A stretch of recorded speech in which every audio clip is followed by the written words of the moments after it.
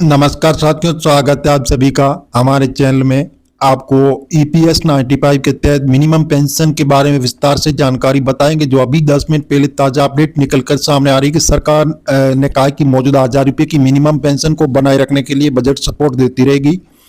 तो जी हाँ दोस्तों, जैसे देश के लाखों पेंशन धारकों की निगाहें इस बात पर टिकी है कि क्या इस बार त्योहारों का मौसम में ईपीएस 95 के तहत मिलने वाली मिनिमम पेंशन बढ़ोतरी होगी या फिलहाल ये पेंशन 1000 रुपये प्रति महीना जिसे बढ़ाने की मांग ट्रेड यूनियनों और कई जैसे जनप्रतिनिधियों ने लंबे समय से उठाई है।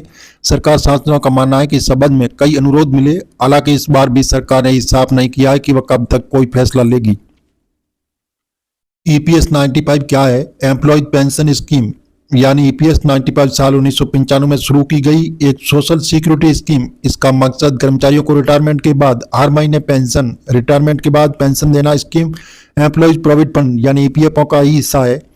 यहाँ ईपीएफ में रिटायरमेंट की एक मुक्त रकम मिलती है, वहीं ईपीएस में हर महीने तय पेंशन दी जाती है। ये पेंशन कर्मचारी की सैलरी और सर्विस के सालों के आधार पर तय होती है। ईपीएस 95 में मिलने वाली मिनिमम पेंशन को लेकर सांसदों ने उठाए सवाल। बीते दिन राज्यसभा में सांसदों को वाइक और जैसे सन्मुगम में सरकार से ईपीएस 95 में मिलने वाली पेंशन को लेकर कई सवाल पूछे।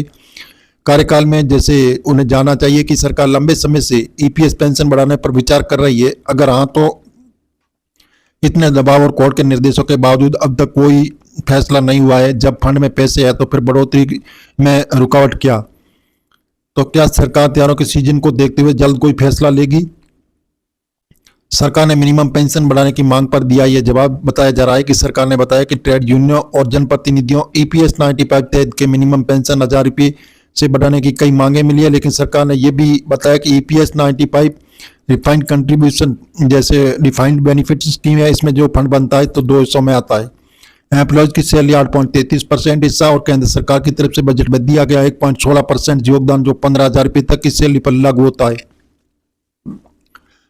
यानी जितनी रकम इस फंड में इकट्ठा होती है उसी के आधार पर पेंशन दी जाती है।